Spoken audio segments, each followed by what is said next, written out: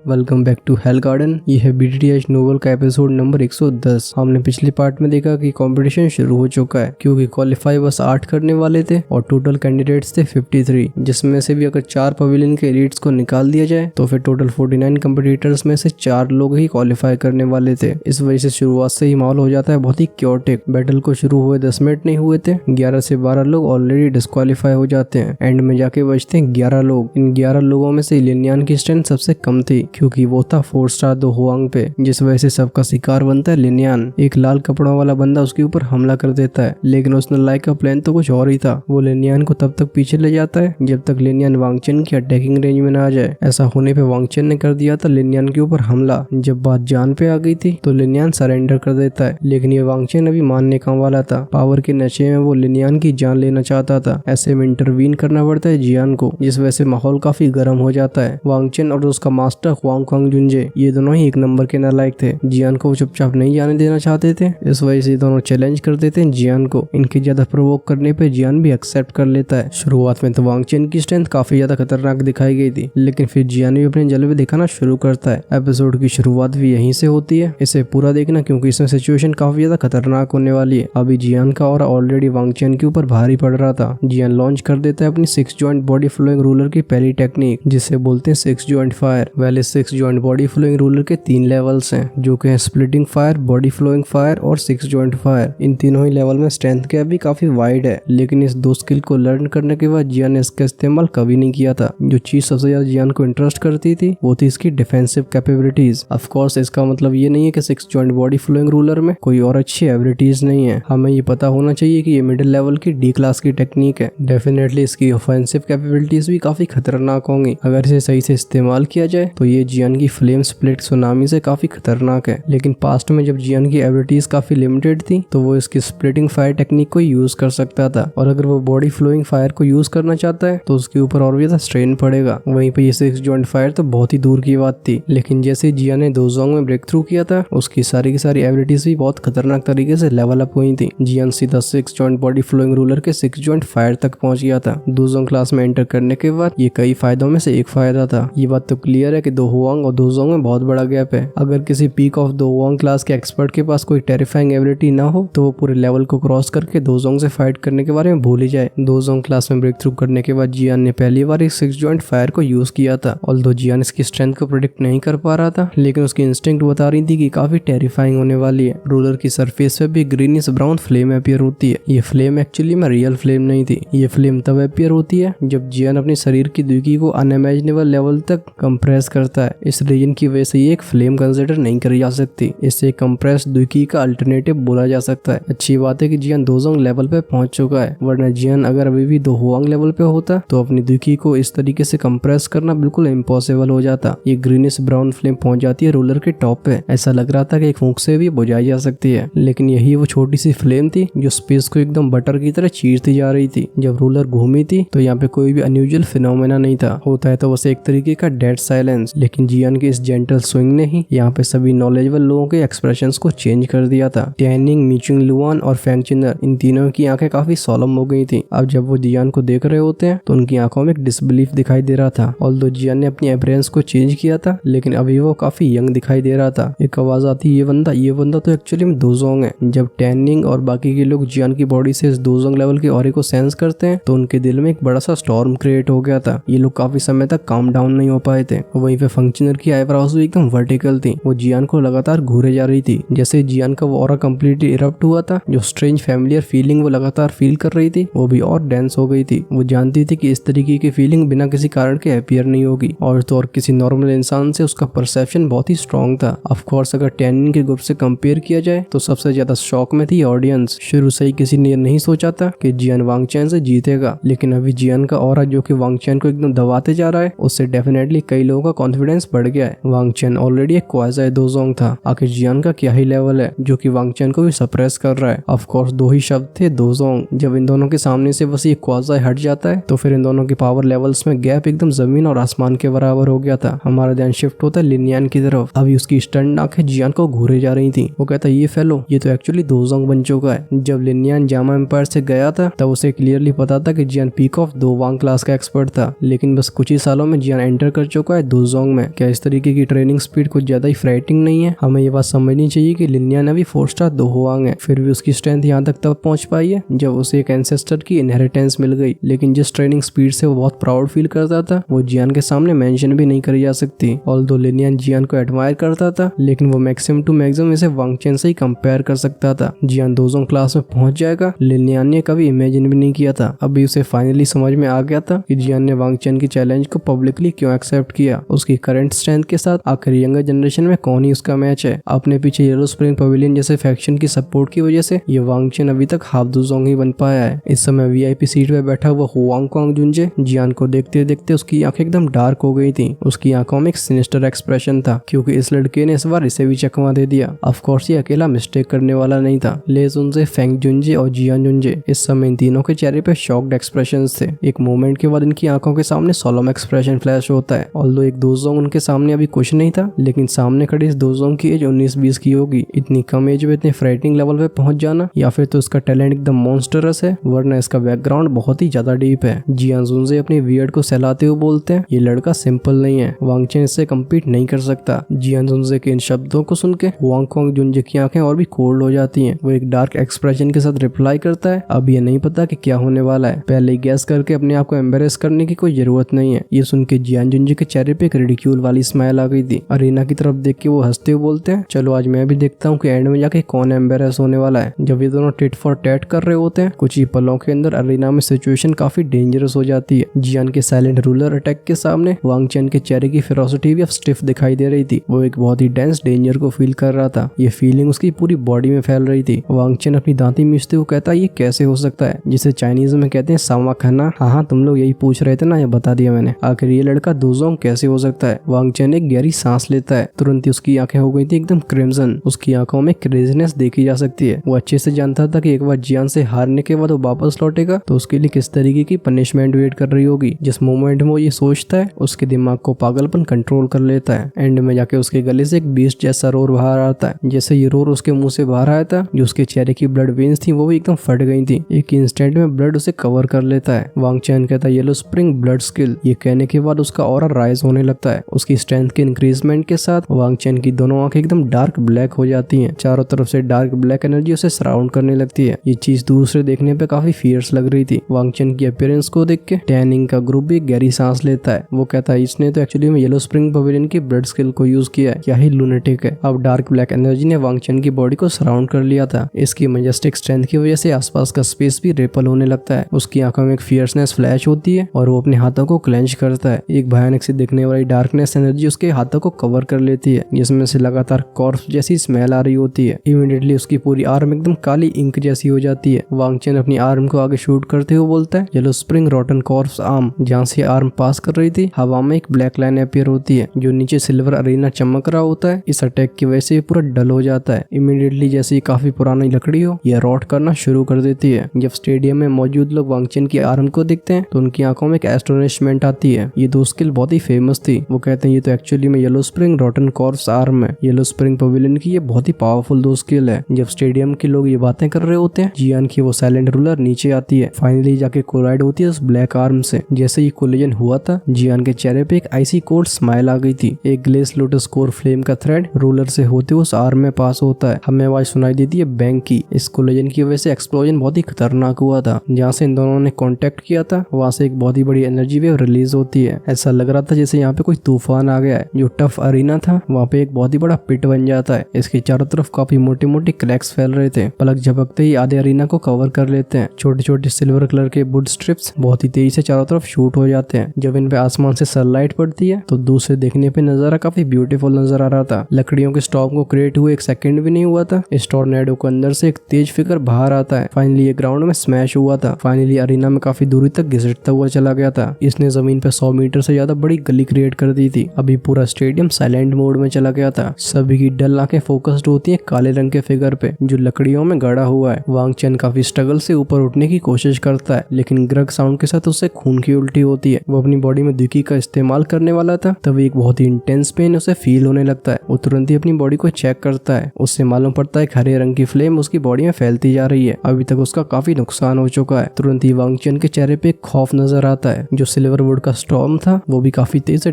Appear होता है। जियान का फिगर यहाँ पे सरफेस हुआ था। उसकी डेंस आंखें देखती हैं वांग चेन की तरफ, जिसकी अभी एक सांस बची हुई है। जिसके बाद वो अपनी नजरों को उठा के हुआंग कॉन्ग जुंजे की तरफ देखता है, जिसका चेहरा बहुत ही फ्राइटनिंग तरीके से ग्लूमी हो गया था। हुआंग कॉन्ग जुंजे तुरंत ही खड़ा होता है। अभी उसकी आवाज में किलिंग इंटेंट शो हो रहा था, लेकिन इसे वो सरप्राइज करके बोलता है, गुड गुड, बहुत अच्छे लड़के, तूने इस दोस्तों को सरप्राइज कर दिया है। जियान की आंखें नैरो होती हैं, फिर भी अपने हाथों को कप करके बोलता है, मैंने एग्रीमेंट को ऑलरेडी फुलफिल कर दिया है। वो गुड बाय कह के जाने लगा था, लेकिन जब जियान ने 10-15 कदम आगे बढ़ाए थे तभी किसी की हंसने के साथ साथ खांसने की आवाज आती है। वो कहता है, वेट। जियान के पैर पॉज होते हैं। वहीं पे उसकी आंखें गई थी वांग चेन के ऊपर, जो कि अभी क्लाइम करने की कोशिश कर रहा है। जियान एक आइस कोल्ड आवाज में कहता है, क्या तुम्हें और कंटिन्यू करना है? वांग चेन दोबारा से खून की उल्टी करता है। उसके चेहरे पे तुरंत एक सैवेज स्माइल आ चुकी थी। वो कहता है, ये मैंने बिल्कुल एक्सपेक्ट नहीं किया था कि तुम बस 3 ही महीने में दोजोंग क्लास में एडवांस कर लोगे। लगता है हेवन माउंटेन ब्लड पूल में सबसे ज्यादा तुम्हें ही फायदा हुआ है। क्यों जियान एग्री नहीं करोगे? वांग चेन की इस आवाज को सुन के पूरा का पूरा अरीना एकदम स्टन रह गया था। एक पल के बाद सभी की नजरें पॉज होती हैं जियान के ऊपर, जो कि इस समय रुका हुआ है। अभी आंखों में डिसबिलीफ देखा जा सकता था। एक बंदा कहता है, जियान, क्या ये वही जियान जिसकी विंड लाइटिंग पवेलियन के साथ ग्रज है? तो दूसरा बंदा कहता है, क्या ये वही जियान है जिसने उस 9 हेवनली लाइटिंग प्रेजेंट फॉर्मेशन को भी तोड़ दिया था, जिसे विंड लाइटिंग पवेलियन के कई एक्सपर्ट्स ने बनाया था? साथ ही में फेटियान भी उसे कैप्चर नहीं कर पाया। इस समय अरीना में कोई ऐसा बचा नहीं था जिसके चेहरे पे स्टन्ड एक्सप्रेशन न हो। किसी ने एक्सपेक्ट नहीं किया था कि अननोन सा यंग मैन जिसने वांग चेन को डिफीट किया है वो एक्चुअली में जियान होगा। वही जियान जिसने अभी नॉर्दर्न रीजन में अपरोर क्रिएट किया है। उन लोगों की आंखों में डिसबिलीफ इस बात से था कि जियान की विंड लाइटिंग पवेलियन से इतनी गहरी ग्रज है, फिर भी उसने यहाँ पे कदम रखे हैं। क्या ये यहाँ पे खुद को डिलीवर नहीं कर रहा है? टैनिंग कहता है, ये तो जियान है, क्या ये पागल हो गया? अभी टैनिंग के कोल्ड चेहरे पे भी एक स्टन्ड एक्सप्रेशन था। वहीं पे मीचिंग लुआन के प्रिटी फेस पे भी शॉक था। वो कहती, ये फूल ये क्यों आया? ऑल्दो अपने मास्टर की डिटेल्स मीचिंग लुआन ने जियान को बताई थी, लेकिन उसने कभी नहीं सोचा था कि जियान सच में यहाँ पे आ जाएगा। फेंगचिंगर की आंखें भी जियान पे काफी इंटेंस होती हैं। वहीं पे उसके चेहरे पे आ गई थी कोल्ड स्माइल। वो कहती है, ये तो वही है। तभी मैं कहूँ, लगता है इसका करेज भी काफी बढ़ गया है, और तो और इसके एक्शन से तो ऐसा लग रहा है जैसे इसे हमारे विंड लाइटिंग पवेलियन की कोई परवाह नहीं हो। फेंगचिंगर की आवाज काफी एरोगेंट मालूम पड़ रही थी। शुरुआत से ही वो जियान से फाइट करना चाहती थी, जिससे वो विंड लाइटिंग पवेलियन की रेपुटेशन को दोबारा रिस्टोर कर सके। अनफॉर्चुनेटली लास्ट टाइम उसे ये अपॉर्चुनिटी नहीं मिली। नीचे के नॉइजी स्टेडियम को देख के ले जुनजे और बाकी के लोग भी स्टन्ड थे। एक मोमेंट के बाद वो रिकवर होते हैं। उनके चेहरे की वो स्माइल भी विड्रॉ हो चुकी थी। ले जुनजे की उंगलियां भी टैप टैप करती हैं। अब ये साउंड काफी प्रेशराइजिंग फील हो रहा था। ले जुनजे ने भी जियान का नाम सुना था। सिर्फ अपनी स्ट्रेंथ पे रिलाई करके विंड लाइटिंग पवेलियन की इतनी मेजरेबल हालत कर देना, ये किसी ऑर्डिनरी इंसान का काम नहीं हो सकता। ले जुनजे की आंखों में हल्की सी लाइटिंग फ्लिकर होती है। वो साइड में बैठे फेटियान से पूछता है, फेटियान, क्या ये वही जियान है? जब ले जुनजे की वॉइस में छिपे हुए एंगर को हुआंग कॉन्ग जुंजे सेंस करता है तो वो अपने दिल ही दिल में हंस रहा होता है। अनएक्सपेक्टेडली ये वही जियान है जिसने हाल फिलहाल यहाँ पे खलबली मचाई है। लगता है आज काफी मजा आने वाला है। सिमिलरली फेंग जुंजे और जियान जुंजे अब ये दोनों ही स्टार्टर्ड हो चुके थे। इनकी स्ट्रेंज आंखें ऑब्जर्व करती है जियान को, लेकिन ये कुछ भी नहीं कहते। ये परेशानी थी विंड लाइटिंग पवेलियन की। इनका बीच में बोलना बिल्कुल अप्रोप्रिएट नहीं होगा। ले जुनजे के शब्दों को सुन के फेटियान तुरंत खड़ा हो जाता है। अभी उसका चेहरा भी अगली हो गया था। एक से ज्यादा बार ले जुनजे उसे डांट चुके हैं, और तो और जो बाकी के 2 चीफ्स हैं उनके मुंह से भी कई बार रिडिक्यूलिंग वाले कमेंट्स मिले हैं। अनएक्सपेक्टेडली जिस मैटर को आज के लिए साइड में रखा गया है वो यहाँ पे दोबारा डिस्कस होगा। अपनी स्लीव से वो अपने हाथों को क्लेंच करता है। 2 कदम आगे बढ़ के वो जियान से कोल्ड आवाज में बोलता है, लड़के अपने चेहरे से उस चीज को उतार। इस वॉइस के साथ ही सभी का ध्यान जियान की तरफ शिफ्ट होता है। यहाँ पे मैक्सिमम लोगों को पता था कि जियान और विंड लाइटिंग पवेलियन के बीच में कॉन्फ्लिक्ट है। अगर जियान की आइडेंटिटी कंफर्म होती है तो आज ये लड़का काफी अनलकी होने वाला है। रिगार्डलेस वो चाहे कितना भी स्ट्रॉन्ग हो, लेकिन विंड लाइटिंग पवेलियन की ऐसी लाइनअप के सामने वो आज यहाँ से जिंदा नहीं जा पाएगा। जब इतने सारे लोग उसे लगातार घूर रहे होते हैं, जियान की आंखें भी डार्क और सोलम हो जाती हैं। उसने एक्सपेक्ट नहीं किया था कि वांग चेन उसे रिकॉग्नाइज कर देगा। मैं यहाँ पे पर्सनली कमेंट करूँ तो जियान भी बीच में नालायकपंती देता है। पिछली बार चेनियन के सामने इसने एक्सपोज कर दी थी अपनी 3000 लाइटिंग मूवमेंट, और अभी जानबूझ के रिवील कर दी हेवनली फ्लेम। अभी मैं अरीना में मौजूद होता तो उसके पिछवाड़े में 2-3 डंडे तो मैं ही बजा देता। चलो स्टोरी में वापस आते हैं। जब इससे पहले वांग चेन और जियान के बीच में फाइट हुई थी तो जियान की फ्लेम वांग चेन की दुई को सप्रेस कर रही थी। इस वजह से वांग चेन ने इसे याद करके रखा था। जियान की कोल्ड आंखें टिकी होती है वांग चेन के ऊपर, जो कभी सैवेज तरीके से स्माइल कर रहा होता है। इमीडिएटली उसके पास एक फिगर आता है। लिनियन अपने लॉन्ग स्पीयर को लेकर उसके साइड में अपीयर हो गया था। वो कहता है, क्या हम यहाँ से फोर्सफुली बाहर जाने वाले हैं? जियान अपने सिर को हिलाता है। अगर ये लोग फोर्सफुली यहाँ से बाहर जाने की कोशिश करते हैं तो इसके चांसेस एक्सट्रीमली लो हैं। जियान अपने हाथ को वेव करते हुए कहता है, ये सब मेरे ऊपर छोड़ दो। तुरंत ही हंसते हुए अपने हाथ को ले जाता है चेहरे की तरफ। एक आइटम जो कि स्किन से बना हुआ था वो बाहर आता है। जियान का ओरिजिनल फेस रिवील हुआ था। क्योंकि वो हाइड नहीं हो पा रहा है तो फिर इस मास्क का भी कोई फायदा नहीं है। जियान कहता है है क्या हुआ? पवेलियन चीफ फेटियन, क्या आप दोबारा मेरे ऊपर हमला करने वाले हो? जब फेटियन की आंखों में जियान का ये फेस आता है तो उसका एक्सप्रेशन एकदम डार्क और कोल्ड हो जाता है। गुस्से से उसके गले से एक हंसी की आवाज बाहर आती है, साथ ही में उसकी बॉडी मूव कर गई थी। उस जगह पे एक थंडर की आवाज आती है। फेटियन की बॉडी गायब हो गई थी। फेटियन की बॉडी को डिसअपीयर होते होते जियान का एक्सप्रेशन भी चेंज होता है। वो फटाक से लेनियान को पीछे पुश करता है। उसके पैरों के पास अपीयर होती है एक लाइटनिंग। उसकी बॉडी जैसे ही ट्रेम्बल हुई थी, फेटियन का फिगर एक गोश्त की तरह उसके पीछे अपीयर हुआ था। अपने हाथ को क्लॉ में ट्रांसफॉर्म होकर वो आगे शूट करता है। अनफॉर्चुनेटली वहाँ पे कोई ब्लड दिखाई नहीं देता। फेटियन कहता है आफ्टर इमेज। उसका हाथ शुक होता है और ये आफ्टर इमेज गायब हो जाती है। वो अपनी बॉडी को टर्न करता है और उसकी आंखें पॉज होती है जियान के ऊपर, जो 10 मीटर की दूरी पे लैंड हुआ है। फेटियन एक कोल्ड आवाज में कहता है कि हमें मिले बस कुछ ही महीने हुए हैं, लेकिन तुम्हारी स्ट्रेंथ काफी इंप्रूव हुई है। तभी मैं कहूँ तुम इतने एरोगेंटली क्यों बिहेव कर रहे हो? अभी जियान की आंखें भी आइसी कोल्ड थी। एक मोमेंट के बाद वो स्ट्रेंज तरीके से हंसने लगता है। वो कहता है विंड लाइटनिंग पवेलियन में ऐसे ऐसे लोग हैं, इनके एल्डर्स यंगर जनरेशन को बुली करते हैं, साथ ही में न्यूमेरिकल एडवांटेज को भी नहीं छोड़ते। जिसके बाद उसकी आंखें जाती हैं एक्सप्रेशनलेस ले जुनजे के ऊपर। जियान एक रेडिक्यूल वाले एक्सप्रेशन के साथ कहता है अगर ले जुनजे आपको ऐसा लगता है कि मेरी और विंड लाइटनिंग पवेलियन की दुश्मनी कुछ ज्यादा ही डीप है, तो फिर आप खुद क्यों नहीं एक्ट करते? आपकी 2 जोन लेवल की स्ट्रेंथ के साथ मैं आपके एक अटैक से भी सर्वाइव नहीं कर पाऊंगा। आखिर चीजों को इतना ट्रबलसम बनाने की जरूरत क्या है? जियान के इन शब्दों ने स्टेडियम में एक अप्रोर क्रिएट कर दिया था। कई लोग सोच रहे होते हैं कि जियान रात को ट्रेनिंग करते करते सर के बल तो नहीं गिर गया। ऐसी सिचुएशन में भी वो ले जुनजे को प्रोवोक कर रहा है, लेकिन जो लोग स्मार्ट थे वो समझ जाते हैं। अपने मन ही मन में वो जियान की तारीफें करते हैं। आखिर ले जुनजे का स्टेटस क्या है? एक एलीट 2 जोन। ये सेंट्रल प्लेन्स में एक बड़ा जायंट है। जियान और ले जुनजे के स्टेटस में इतना बड़ा गैप है जिसे मेजर करना बहुत डिफिकल्ट है। रिगार्डलेस रेपुटेशन की बात करी जाए या फिर एबिलिटीज की, ये दोनों ही केस अप्लाई होते हैं। जियान ने अब ये शब्द कह ही दिए तो फिर ले जुनजे पर्सनली जियान के ऊपर हमला नहीं कर सकते। ऑफ कोर्स अगर वो चाहते हैं कि विंड लाइटनिंग पवेलियन की इज्जत एकदम मिट्टी मिल जाए तो फिर ये बात बिल्कुल अलग है। दूसरे शब्दों में कहा जाए तो जियान के इन शब्दों ने एक अल्टीमेट लेवल के प्रोटेक्शन का काम किया है। जियान की करंट स्ट्रेंथ के साथ अगर एक एलीट 2 जोन को छोड़ दिया जाए तो फिर वो फेटियन जैसे एक्सपर्ट के हाथ से भी बच के भाग सकता है। जियान जुंजे साइड में बैठे ले जुंजू की तरफ देख के हंस के बोलते हैं ये लड़का बहुत ही चालाक है। हमारा ध्यान शिफ्ट होता है ले जुंजे की तरफ। अभी वो एक्सप्रेशनलेस फेस के साथ वो जियान को देख रहे होते हैं। उनकी वॉइस में होता है हल्का सा रिपल। देखो जब तक ये अच्छे से बातचीत कर रहा है तब तक मैं रिस्पेक्ट से बात कर रहा हूँ। वैसे तो हूँ मैं जियान की पार्टी का, तो आगे भी अगर कोई सीनियर एक्सपर्ट बकवास करेगा तो फिर उस हुआंग जुंजे की तरह मैं भी बेइज्जती करना शुरू कर दूंगा। समझ रहे हो ना? ले जुनजे बोलते हैं इस वेनरेबल के सामने इस तरह की ट्रिक्स को खेलने की कोई जरूरत नहीं है। मुझे तुम्हें कैप्चर करने के लिए पर्सनली एक्ट करने की जरूरत नहीं है। जियान हंसते हुए कहता है आखिर ये नॉर्दर्न पवेलियन का एल्डर एक्ट कर रहा है तो फिर आपको एक्ट करने की क्या ही जरूरत है। खैर मैं क्या ही बात कर रहा हूँ, विंड लाइटनिंग पवेलियन के लोग कुछ ऐसा ही करते हैं। और तो और अगर नॉर्दर्न पवेलियन के चीफ फेल होते हैं तो वही वेस्टर्न पवेलियन और साउदर्न पवेलियन के चीफ तो बचे ही हैं। तभी वीआईपी सीट से एक भारी भरकम सा इंसान खड़ा होता है। ये वेस्टर्न पवेलियन का चीफ था। वो हंसते हुए कहता है हाँ लड़के, तो ये इस तरीके की बात करने की जरूरत नहीं है। वेस्टर्न पवेलियन और साउदर्न पवेलियन नॉर्दर्न पवेलियन के मैटर्स में नाक नहीं अड़ाएगी। ये सभी बातें सुन के फेटियन की आईब्रोज नेट हो गई थी। उसके और जियान के बीच के स्टेटस में अभी बहुत बड़ा गैप है। तब उसके पास जियान के ऊपर हमला करने के अलावा कोई ऑप्शन नहीं था। अनएक्सपेक्टेडली जियान तब भी भाग गया। इस वजह से उसकी काफी बदनामी हुई है। इसी वजह से जब वो जियान को देखता है तो वो अपने आप को कंट्रोल नहीं कर पाता और वो जियान के ऊपर हमला कर देता है। लेकिन एक बार उसकी रीजनिंग रिकवर हो जाती है तो अब उसे भी समझ में नहीं आ रहा था कि वो क्या करे। अगर ये सच में यहाँ पे एक्ट करता है जब और लोग नहीं कर रहे हैं तो फिर लोग इसके ऊपर थू थू करेंगे। Wind lightning pavilion yellow spring pavilion नहीं थी, वो ऐसी रेपुटेशन नहीं चाहते। लेकिन अगर ये फेटियन अटैक नहीं करता है तो विंड लाइटनिंग पवेलियन के बाकी के ओल्ड जनरेशन के एक्सपर्ट्स भी अटैक नहीं करने वाले, ऑफ कोर्स जब तक ले जुनजे ऑर्डर नहीं देते। इस वजह से फेटियन का दिमाग भी चकराने लगा था। थोड़ी और देर तक स्ट्रगल करने के बाद फेटियन के चेहरे पे एक रूथलेस एक्सप्रेशन फ्लैश होता है। इस जियान ने उसकी बहुत ज्यादा बदनामी करवाई है। आज वो जियान को नहीं जाने देगा। जब फेटियन इस डिसीजन पे पहुंच जाता है तुरंत ही उसकी बॉडी से एक मेजेस्टिक सी स्ट्रेंथ बाहर आती है। उसके फ्राइटनिंग ऑरे की वजह से जो आसमान में क्लाउड्स थे उनमें भी लगातार रंबलिंग साउंड सुनाई देते हैं। हम साथ ही में कई सिल्वर लाइटनिंग को भी फ्लैश होते हुए देख सकते हैं। ये देख के जियान की आंखें भी सिंक हो जाती हैं। उसने कभी नहीं सोचा था कि बंदा इतना डेस्परेट है कि अपनी रेपुटेशन का ध्यान न रखते हुए भी ऐसा डिसीजन लेगा। अरीना में खड़ा लेनियन चिल्लाता है जियान रन। फेटियन की स्ट्रेंथ बहुत ही टेरिफाइंग है। इवन तो जियान ने 2 जोन में ब्रेक थ्रू कर लिया है फिर भी फेटियन और जियान के बीच का गैप काफी बड़ा है। इन दोनों में जियान के पास जीतने का कोई चांस ही नहीं है। जियान अपना सिर हिलाता है। ये जगह थी लाइटनिंग माउंटेन की। बेसिकली ये था विंड लाइटनिंग पवेलियन का हेडक्वार्टर। यहाँ से एस्केप करना तो बहुत मुश्किल है। जब तक जियान अपनी जान को दाव पर नहीं लगा देगा वो बाहर नहीं जा सकता। और तो और तुरंत ही जियान की आंखें जाती हैं सामने की तरफ। ये पॉज हुई थी वीआईपी सीट्स पे। स्पेसिफिकली ये पॉज होती है फैंग जुंजे के ऊपर जो कि अभी काफी फ्री और इजी दिखाई दे रहे थे। क्या ये इंसान इतना ट्रस्टवर्दी जितना उसके टीचर ने बताया? जियान इस तरीके से पब्लिकली मास्टर याओ के बारे में तो नहीं बताने वाला। इमीडिएटली जियान एक गहरी सांस लेने के बाद अपने अपने दोनों हाथ कब करता है। वो एक डीप आवाज में बोलता है, फेंग जुनजे मैं आपको कुछ दिखाना चाहता हूँ। जब जियान अचानक से उनसे बोलता है तो वो थोड़े स्टार्टर्ड हो गए थे। वो तुरंत ही स्माइल के साथ कहते हैं, बच्चे ये मैटर तुम्हारी और विंड लाइटिंग पवेलियन के बीच में, ये इस दोस्तों से तो बिल्कुल रिलेटेड नहीं लगता। फेंग जुनजे जियान को पहले नहीं जानते थे, सिर्फ पहली बार मिलने पे वो जियान की वजह से विंड लाइटिंग पवेलियन को तो ऑफेंड नहीं करेंगे। ऑफ कोर्स फेंग जुनजे को विंड लाइटिंग पवेलियन का कोई डर नहीं था। जियान स्माइल करता है, तुरंत ही वो अपने हाथ से उस काले रंग की रिंग को निकालता है जिसे मास्टर याओलाओ ने उसके पास छोड़ा था। इसे वो फेंग जुनजे की तरफ टॉस कर देता है। अगर मास्टर याओलाओ के कहे हुए शब्दों में सच्चाई है और फेंग जुनजे सच में ट्रस्टवर्दी इंसान है तो उनके आगे वाले एक्शंस इस बात को प्रूव करेंगे। ऑफ कोर्स अगर रिजल्ट अलग होते हैं तो जियान फ्यूचर में हर एक काम खुद ही करेगा। जब वो ब्लैक ऑब्जेक्ट उनकी तरफ आगे आ रहा होता है, फेंग जुनजे की आईब्रोज नीट हो जाती हैं। सभी की नजरों के सामने फेंग जुनजे उस आइटम को ग्रैब करते हैं, जिसके बाद वो अपने हाथों को ओपन करते हैं। एक अनयूजुअल सी डार्क रिंग उनके हाथ में अपीयर हुई थी, लेकिन ये बहुत ही फैमिलियर थी। भाई ऑनेस्टली ये मोमेंट बहुत इमोशनल है। जिस मोमेंट में फेंग जुनजे ने इस रिंग को देखा था, उनके चेहरे की वो स्माइल वहीं पे स्टिफ पड़ जाती है। एट द सेम टाइम ऐसा लग रहा था जैसे पूरा स्टेडियम ही स्टिल हो गया हो। इस समय ऐसा लग रहा था जैसे फेंग जुनजे की बॉडी स्टैच्यू में बदल गई है। उनकी डल आंखें देख रही होती है इस रिंग को, जिसमें एक डीप स्पिरिचुअल इम्प्रिंट है। उनके दिल और दिमाग में बहुत ही बड़ा तूफान क्रिएट हो गया था। ऑल्दो फेंग जुनजे ने अपने मुंह से कुछ भी नहीं बोला था, लेकिन उनके एक्सप्रेशन से सभी लोग ये जान पा रहे थे कि ये मैटर फेंग जुनजे के लिए काफी ज्यादा बड़ा है। एक मोमेंट के बाद फेंग जुनजे की बॉडी फाइनली रिलैक्स होती है। हाथ में उस ब्लैक रिंग को लेके वो अपनी चेयर पे पीछे लीन होते हैं। उनकी दोनों आंखें बंद होती हैं और उनके मुंह से एक ऐसी सॉफ्ट आवाज आती है जिसपे कोई आर्ग्यू नहीं कर सकता। वो कहते हैं इस इंसान को कोई टच नहीं करेगा। ये एंशिएंट वॉइस साइलेंट माहौल में गूंजती रहती है। इस आवाज में जैसे कि एक डिमोनिक स्ट्रेंथ छिपी हुई है। इस आवाज को सुन के हर एक चीज स्टिल हो जाती है। सभी लोगों के चेहरे के एक्सप्रेशन एकदम जम गए थे। अरीना में एक हल्की सी हवा चलती है। इस मोमेंट में क्या हुआ ये किसी को नहीं पता, लेकिन फेंग जुनजे के शब्द कितने वेट को रखते हैं इस समय यहाँ पे बिल्कुल क्लियर हो गया था। इस दुखी कॉन्टिनेंट में एक दोजन क्या कहता है उसके ऊपर डाउट कोई भी नहीं कर सकता। हमारा ध्यान शिफ्ट होता है अरीना के एज की तरफ। जब म्यू चिंगलुआन फेंग जुनजे के एक्सप्रेशन को देखती है तो उसका मुंह भी डब्बे की तरह खुला रह गया था और उसका दिल शॉक से भर गया था। उसे फेंग जुनजे के अंडर ट्रेनिंग करते हुए कई साल हो गए, लेकिन ऐसा डिसाइसिव रिएक्शन म्यू चिंगलुआन ने कभी नहीं देखा। उसे क्लियरली समझ में आ रहा था कि फेंग जुनजे ने क्या बोला है। अगर आज का ये मैटर अच्छे से रिजॉल्व नहीं हुआ तो फिर विंड लाइटनिंग पवेलियन से वॉर होगा। Although falling star pavilion wind lightning pavilion से बिल्कुल नहीं डरता था, लेकिन अगर ये दोनों फैक्शंस वॉर पे जाते हैं इसके कॉम्प्लिकेशंस काफी ज्यादा टेरिफाइंग होने वाले हैं। इतने भयानक कॉन्सिक्वेंसेस के बाद भी सिर्फ जियान के दिए गए एक ऑब्जेक्ट को देख के फेंग जुनजे ने ये बात बिना किसी हेजिटेशन के बोली थी। इस समय म्यू चिंगलुआन का वो छोटा सा हेड थोड़ा जेलस फील कर रहा था। अचानक से उसे जियान के वो शब्द याद आते हैं जो उसने हेवनाई माउंटेन रेंज पे बोले थे, मैं उनके एक पुराने दोस्त का डिसाइपल हूँ। म्यू चिंगलुआन की नैरो आईब्रोज एकदम वर्टिकल हो जाती हैं। अभी वो लॉस्ट फील कर रही थी। ऑल्दो फेंग जुनजे के बहुत सारे फ्रेंड्स हैं, लेकिन किसी के साथ भी ऐसी रिलेशनशिप नहीं है कि वो उनकी वजह से बिना किसी हेजिटेशन के साथ विंड लाइटनिंग पवेलियन से दुश्मनी कर लें। आखिर ओल्ड फ्रेंड कौन है? ऐसी बात नहीं है कि ये सवाल सिर्फ म्यू चिंगलुआन के दिमाग में। अगर जियान को छोड़ दिया जाए तो सभी यही सोच रहे होते हैं। अभी आसमान में भी एक क्वाइट एटमॉस्फेयर फैल गया था। इवन जो बादलों में रंबलिंग की आवाजें आ रही थी अभी वो भी शांत हो जाते हैं। ये माहौल काफी टाइम तक कंटिन्यू रहता है। फाइनली वीआईपी सीट में ले जुनजे रिकवर होते हैं। उनकी फ्लिकर होती हुई आंखें जाती हैं फेंग जुनजे के ऊपर जो कि उनके साइड में थे। ले जुनजे एक डीप आवाज में डिमांड करते हैं, फेंग जुनजे तुम्हारा इससे क्या मतलब है? अभी ले जुनजे की आवाज में भी एक हल्का सा गुस्सा था। सिमिलरली जियान जुनजे भी अभी स्टन्ड थे। उन्होंने भी नहीं सोचा था कि फेंग जुनजे इस समय अपने कदम को आगे बढ़ाएंगे। वो भी कहते हैं फेंग जुनजे हम इस मैटर को आराम से डिस्कस कर सकते हैं। और तो और फेंग जुनजे ने इस तरीके से बात करी थी जिससे बिल्कुल भी पीछे नहीं लौटा जा सकता। वांग कांग जुनजे की आंखें भी फ्लिकर होती हैं, लेकिन वो नहीं बोलता। वो अपने मन ही मन में हंसे जा रहा था। सभी के सामने फेंग जुनजे ने अपनी आंखें बंद करी थी, लेकिन अब वो फाइनली ओपन करते हैं और उन्होंने अपनी आंखों में इमोशंस हाइड कर लिए थे। वो ले जुनजे की बात का कोई जवाब नहीं देते, बल्कि उनकी आंखें जाती हैं जियान की तरफ जो कि अभी हवा में खड़ा हुआ था। वो एक होर्स आवाज में बोलते हैं, तुम्हारा उससे क्या रिलेशनशिप है? एक एलिट दोजन की आवाज में इस तरीके के इमोशनल फ्लक्चुएशंस को फील करवा पाना, लगता है जो आइटम जियान ने दिया है उसकी मीनिंग बहुत ही डीप है। जियान भी एक गहरी सांस लेने के बाद फेंग जुनजे को देखता है। फेंग जुनजे के चेहरे और आवाज में जो इमोशनल फ्लक्चुएशंस थी उससे ये बात क्लियर होती है कि मास्टर याओलाओ की बात बिल्कुल सही थी। जियान हवा में स्ट्रेट खड़ा होता है। हम उसे फेंग जुनजे की तरफ अपने दोनों हाथ कप करते हुए देखते हैं। वो एक प्राइड के साथ बोलता है, teacher and disciple. Feng Junjie nod करते हैं। उनकी बॉडी एक फ्लैश के साथ जियान के सामने अपीयर हुई थी। अब जब वो जियान को देख रहे थे तो आंखों में काइंडनेस दिखाई देती है। वो एक सॉफ्ट आवाज में कहते हैं कि मैं इसी आंसर को सुनना चाहता था, लेकिन तुम्हें मुझे एविडेंस प्रोवाइड करना होगा। जियान स्माइल करता है। वो अपने हाथ को एक्सटेंड करके ले जाता है फायर सील पे, ऑफ कोर्स जो उसके फोरहेड पे थी, जिसके बाद डेंस व्हाइट फ्लेम का एक बहुत ही छोटा सा क्लस्टर जियान की उंगली पे अपीयर होता है। इस छोटी सी व्हाइट फ्लेम को देख के फेंग जुनजे की आंखें स्टार्टल हो गई थी। वो कहते हैं बोन चिलिंग फ्लेम। इस फ्लेम से वो अनफैमिलियर नहीं थे। एक समय ऐसा था जब वो बहुत ही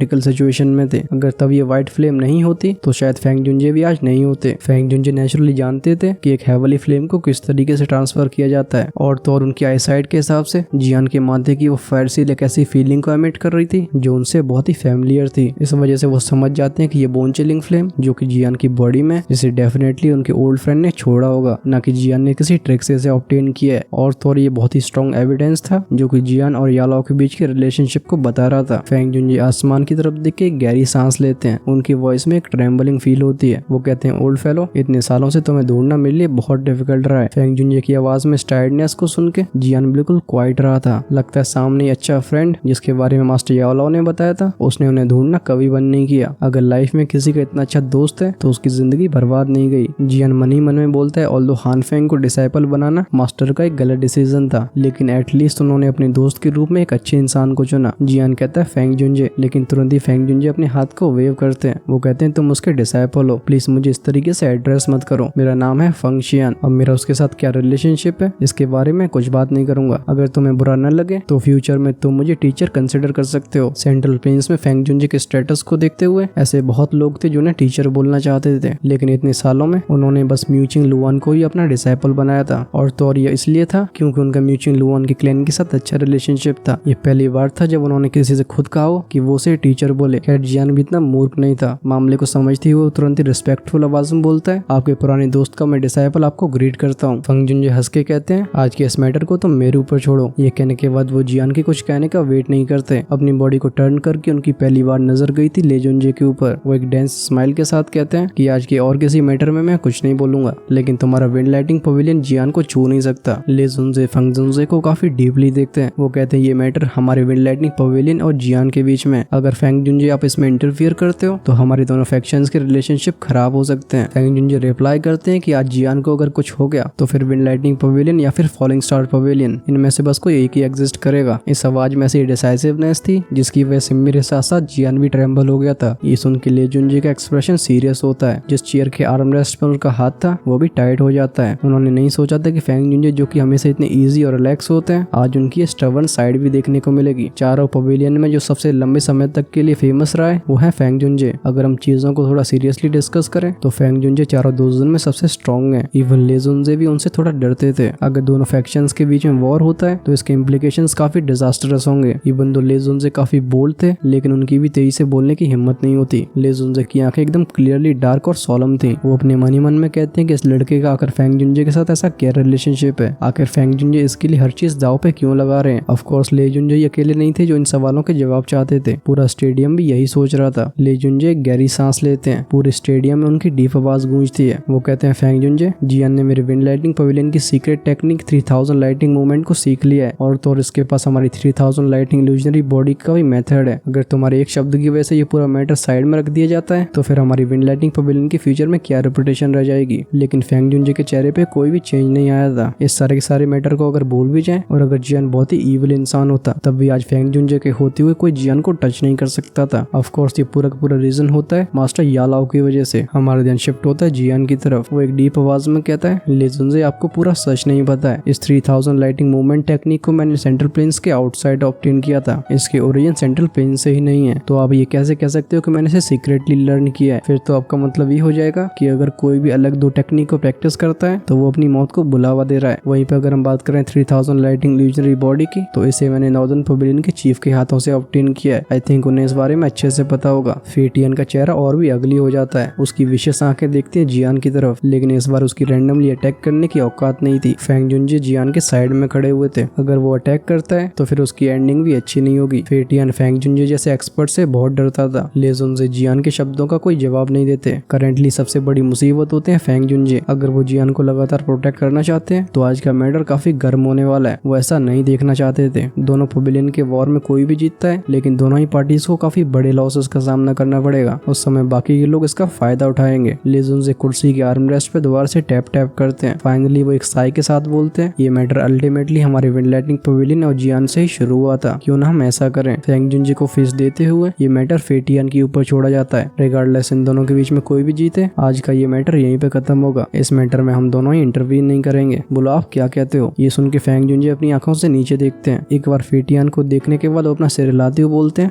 टियन और जियान की सीनियरिटी में बहुत ही बड़ा गैप है। वीक और यंग लोगों को बुली करना कोई अच्छी बात नहीं है। फेंग जुनजे की इस रिजेक्शन की वजह से ले जुनजे का एक्सप्रेशन भी हल्का चेंज हुआ था। वो कहते हैं अगर ऐसी बात है तो फेंग जुनजे आप क्या चाहते हो, क्या मेरा विंड लाइटनिंग पवेलियन कुछ भी ना करे और जियान यहाँ से ऐसे ही चला जाए? मैं ऐसा बिल्कुल नहीं होने दूंगा। जब एटमोस्फेयर टेंस होने पे आता है तभी बीच में एंटर करते हैं जियान जुनजे। वो कहते हैं हमें नाइस तरीके से बात करनी चाहिए, चलो क्यों ना हम ऐसा करें। फिर टियन और जियान के बीच की सीनियरिटी का गैप काफी बड़ा है। इन दोनों की फाइट अप्रोप्रिएट नहीं होगी, क्यों ना ये काम हम यंगर जनरेशन पे ही छोड़ दें। ले जुनजे की आंखें नैरो होती हैं। वो बोलती हैं जियान जुनजे से, लेकिन उनकी आंखें गई थी अरीना में। वो कहते हैं जियान जुनजे क्या आप ये कहना चाहते हो कि फाइट चिंगर और जियान के बीच में होनी चाहिए? जियान जुनजे अपनी बत्ती से दिखा के नोड करते हैं। उनकी भी आंखें जाती हैं फेंग चिंगर की तरफ और वो एक डीप मीनिंग के साथ बोलते हैं ये लिटिल गर्ल भी नॉर्मल नहीं है। ले जुनजे आप चीजों को इतना मत छुपाओ। ले जुनजे की भौहें सिकुड़ जाती हैं, लेकिन थोड़ा और सोचने के बाद वो नोड करते हैं। वो फेंग जुनजे की तरफ देख के एक डीप आवाज में कहते हैं अगर फेंग जुनजे आपको लगता है कि फेटियन कुछ ज्यादा ही सीनियर है तो फिर ये फाइट चिंगर करेगी। अगर जियान डिफीट होता है तो उसे ये प्रॉमिस करना होगा कि वो 3000 लाइटिंग मूवमेंट का फ्यूचर में यूज नहीं करेगा, और अगर चिंगर हारती है तो विंड लाइटनिंग पवेलियन और जियान के बीच की ग्रज भी खत्म हो जाएगी। आपका इस बारे में क्या ख्याल है? ऑफ कोर्स इस फाइट की प्री कंडीशन है कि यहाँ पे किसी भी तरीके की एक्सटर्नल स्पिरिट का यूज नहीं किया जाएगा। एंड में बोलते बोलते वो जियान की तरफ देखने लगे थे। मोस्ट लाइकली ले जुनजे को भी पता होगा कि जियान के पास एक फाइटिंग स्पिरिचुअल बॉडी है। ये सुन के फेंग जुनजे के चेहरे पे एक हल्का हेजिटेशन फ्लैश होता है। वो भी जानते थे कि ये फंक्शनर बिल्कुल ऑर्डिनरी नहीं है। मोस्ट लाइकली म्यूचिंग लुआन भी उसकी मैच नहीं है, लेकिन सिचुएशन ऐसी हो गई है कि विंड लाइटिंग पवेलियन इससे पीछे नहीं हटना चाहती। अगर ये फेल होती है तो फिर डिस्कस करने को कुछ नहीं रह जाएगा। जब फेंग जुनजे हेजिटेट कर रहे होते हैं तभी अरीना के कॉर्नर पे खड़ी फंक्शनर आगे आती है। उसकी वो आंखें जाती हैं जियान के ऊपर। एक एरोगेंट टोन में बोलते हुए वो कहती है विंड लाइटिंग पवेलियन फेंग चिंगर, जियान क्या तुम इस चैलेंज को स्वीकार करते हो? जियान की आंखें भी पॉज होती है फेंग चिंगर की इस वॉल्यूमिनस बॉडी के ऊपर। उसके चेहरे पे भी स्माइल आती है, साथ ही में एक प्राइड को भी देखा जा सकता था। नेचुरली वो भी फेंग जुनजे की कंडीशन को जानता था, और तो और वो खुद याओ का डिसाइपल है। एटलीस्ट जब उनका ओल्ड फ्रेंड सामने है तो वो अपने मास्टर का नाम कैसे खराब कर सकता था। अरीना में जियान की एक प्राइड से भरी हंसी गूंजती है। वो कहता है I will accept your challenge. अब भाई चैलेंज एक्सेप्ट कर लिया है, ये फाइट चलने वाली है काफी लंबी, लेकिन एक बात तो पक्की होगी, आज का ये episode one of the best episode था। अरे मैं बीच में बोलते बोलते खुद कई बार इमोशनल हो गया। तुम्हें क्या लगता है कमेंट्स में जरूर बताना, और इसी बात पे वीडियो को लाइक कर दो। और अगर एक्सप्लेनेशंस पसंद आ रही हैं तो तुम चैनल को ज्वाइन करके मुझे सपोर्ट कर सकते हो, जिससे आपको ये वीडियोस और भी जल्दी देखने को मिलेंगे। वैसे तो रिलीज टाइम होता है सुबह 8 बजे का, लेकिन जैसे ही मैं एक दिन पहले से प्रिपेयर करता हूँ सारे मेंबर्स को अर्ली एक्सेस मिल जाती है। चलो बहुत हुआ एडवर्टाइजमेंट, लेकिन हाँ आज का ये वीडियो बहुत मजेदार था। ऐसे ही मजेदार वीडियोस लगातार देखना चाहते हो तो जिन्होंने चैनल को सब्सक्राइब नहीं किया है वो फटाक से कर लो, जिससे फ्यूचर में तुमसे ऐसा कंटेंट मिस ना हो। चलो अगर इस वीडियो का प्रीवियस पार्ट नहीं देखा है तो वो तुम देख पाओगे लेफ्ट में क्लिक करके। राइट साइड में प्रोवाइड करूंगा नेक्स्ट एपिसोड को, of course when it get released. फिर वेट क्या ही कर रहे हो, फटाक से क्लिक करो। हम मिलते हैं वीडियो के उस पार्ट, तब तक के लिए टाटा बाय बाय, और हाँ लाइक जरूर कर देना।